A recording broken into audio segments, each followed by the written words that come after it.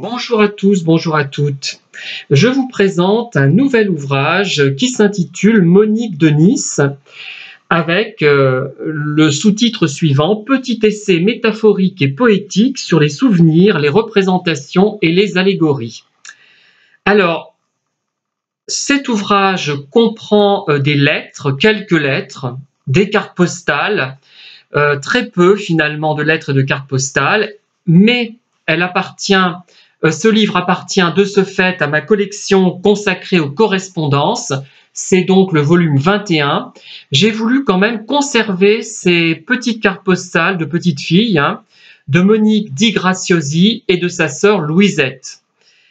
J'ai reproduit d'ailleurs les lettres, elles sont parfaitement lisibles et figurent également quelques cartes postales. Alors, les photos sont nombreuses, il y en a environ 70, mais le plus intéressant est le texte, l'analyse que j'ai fait de ce personnage que je n'ai jamais rencontré, mais dont ma mère parlait souvent, de façon en fait très particulière. Elle était donc très admirative de cette cousine, dont le physique était à mi-chemin entre celui de Grace Kelly et de Martine Carol, je dirais. C'était donc une femme plutôt séduisante qui est née à Montluçon en 1929 et qui est morte à Pau en 2023, fin 2023, au moment où j'étais en train d'ailleurs d'écrire ce livre. Je ne l'ai jamais rencontrée, mais j'en ai tellement entendu parler que je m'étais forgé une opinion sur ce personnage et c'est devenu une sorte d'oncle d'Amérique spirituel au fil des années.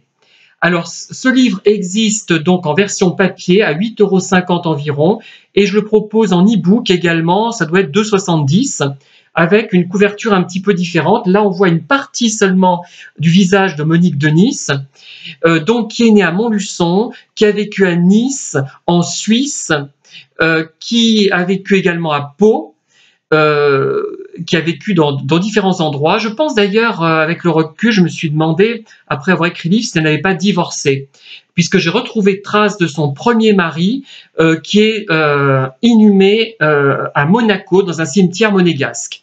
Donc voilà, et c'est assez étonnant, puisque je me dis, mais il est inhumé à Monaco, donc c'était quelqu'un de riche, enfin, pour moi, peut-être que je me fais des idées, les gens qui habitaient Monaco étaient plutôt fortunés, et il n'y a pas de trace de lui, indépendamment de cette place au cimetière, finalement, de cette trace finalement mortuaire. Alors, on peut très bien être quelqu'un de formidable et ne pas laisser de traces. Il a pu être très, très bénéfique pour son environnement, pour son entourage, mais c'est quand même surprenant. Et donc, par contre, il restera une trace de Monique de Nice, mais c'est une trace qui sera plus fantasmée, car je vous relis le sous-titre: Petit essai métaphorique et poétique sur les souvenirs, les représentations et les allégories. Alors, c'est vraiment quelque chose, un livre qui renvoie un peu, pour moi, à Alain Resnais, à Agnès Varda, à Max Ophuls, peut-être aussi. C'est quelque chose d'important, même si le texte est court, finalement.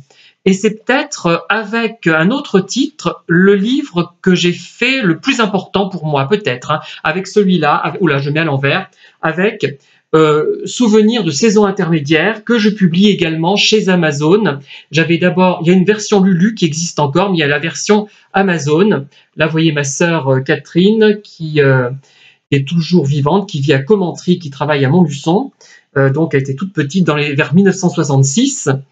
Et c'est basé sur la fameuse Mademoiselle Marie-Françoise de l'école primaire Notre-Dame, dont j'entendais beaucoup parler étant gamin, que j'ai peut-être vu une ou deux fois, pas plus. Et j'ai construit une réflexion sur ces deux personnages. Et là, je reviens à Monique de Nice, puisque celui-là est quand même plus important actuellement. Et c'est vraiment, si je devais conserver, mais ça n'a aucun sens, deux livres parmi tout ce que j'ai fait, je dirais ce sont ceux-là qu'il faut que je conserve. Pas parce qu'ils sont pas forcément plus réussis dans le sens classique du terme, j'ai pas forcément passé plus de temps avec eux, mais les idées que j'exprime dans ces livres sont pour moi absolument fondamentales. Et je ne vais pas vous en dire plus, je vais vous laisser éventuellement les découvrir s'ils vous intéressent. mais c'est vraiment très très important. Donc Monique de Nice, un volume qui tient bien d'ailleurs, hein. Alors, une petite remarque comme pour finir, les livres quand ils sont mat, ils se tiennent bien chez Amazon. C'est les couvertures brillantes qui rebiquent, c'est une catastrophe. Donc je vous conseille les couvertures mat, d'ailleurs c'est plus élégant souvent. Donc voilà cette photo mystérieuse, presque fantomatique de la fameuse Monique Di Graziosi. Je ne sais pas si je prononce bien, j'ai pas l'accent italien. Et d'ailleurs, peut-être que j'évoquerai mon arrière grand-tante, donc la mère de Monique de Nice, dans un prochain volume, parce qu'elle me semble également importante, même si je sais très peu de choses sur elle. Merci de m'avoir écouté en tout cas. Je vous mets le lien des 2 volumes à l'issue de ma vidéo.